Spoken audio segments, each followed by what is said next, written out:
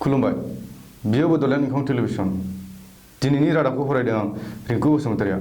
दिनैनि गाहाय रादाबफोराव दं आसाम लकडाउननि समाव बिटिएडिनि मोनफ्रोमबो नखरनो बिटिसि खुंथाया रेशन होगोन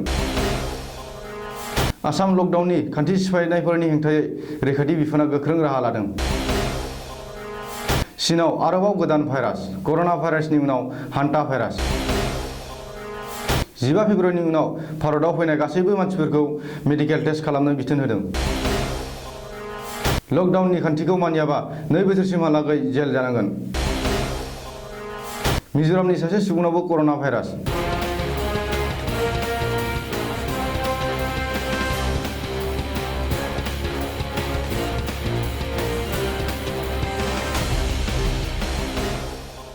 दानिया आबुं रादाब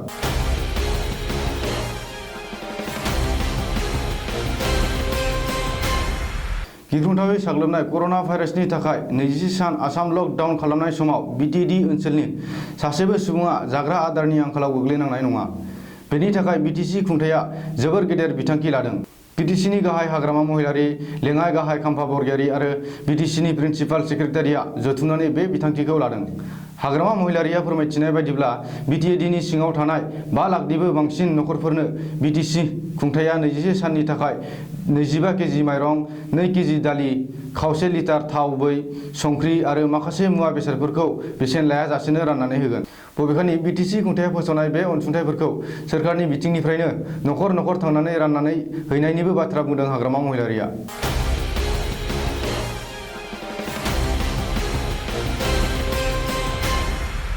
मुलुगनाङैनो गिख्रंथावै साग्लोबनाय कर'ना भाइरासनि थाखाय आसाम लकडाउन खालामनायनि समाव आयेन सिफायनाय सुबुंफोरनि हेंथायै गोख्रों राहा लागासिनो रैखाथि बिफाना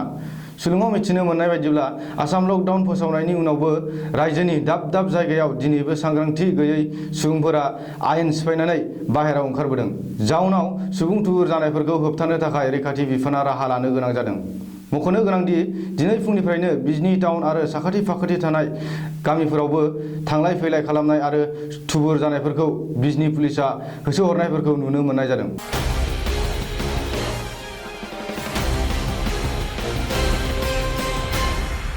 कर'ना भाइरासजों गाग्लोबजानानै मुलुगनि मानसिफ्रा थैग्लुंबाय थानाय समावनो चीनआव गोदान भाइरास नुजाबावदों भाइरासनि मुङा हान्टा भाइरास सुलुंनि बायदिब्ला चीननि युनान नोगोराव हान्टा भाइरासजों सासे सुबुङा थैजेनबाय देहा फाहामगिरिफोरनि बायदिब्ला बे भाइरासआ एन्जर नेवलाय केरकेटुआ बायदि जिबिनिफ्राय सोमजियो बबेखानि बे बेरामा बारजों गोसारनायनि दासिमबो फोरमान मोनथ'वाखैब्लाबो मानसिजों मानसि सन्देरलाङो होननानै फोरमान मोनदों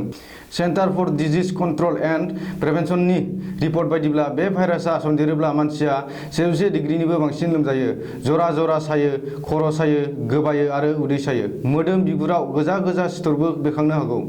देहा फाहामगिरिफोरनि बायदिब्ला हान्टा भाइरासआ कर'ना भाइरासनिख्रुइबो 3 गुन गिख्रंथावसिन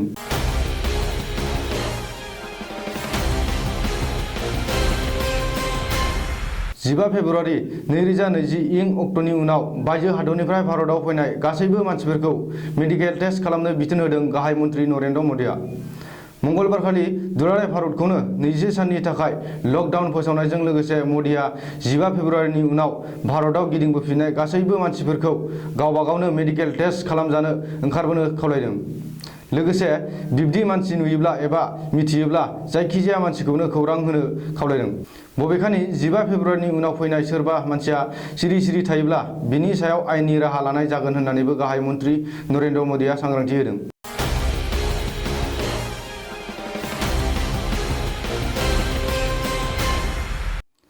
गाहाय मन्त्रि नरेन्द्र मदिआ फोसावनाय लकडाउन खान्थिनि बेरेखा मावोब्ला आयेन बायदियै साजा मोनगोन मख'थावदि 20 सानसिमहालागै लकडाउन फोसावनायजों लोगोसे लकडाउननि खान्थिखौ मानियाब्ला 1 दाननिफ्राय 6 दानसिम आरो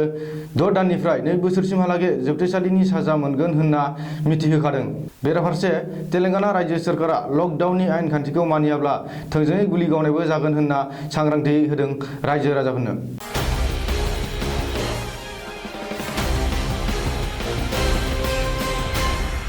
नर्थ इस्टआवबो कर'ना भाइरास सन्देरनाया सानफा साफा बारायगासिनो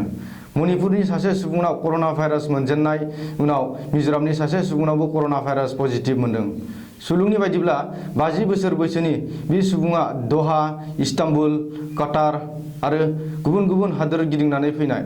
GMCHआव मेडिकेल टेस्ट खालामनानै बिखौ कर'ना भाइरास पजिटिभ मोनदों।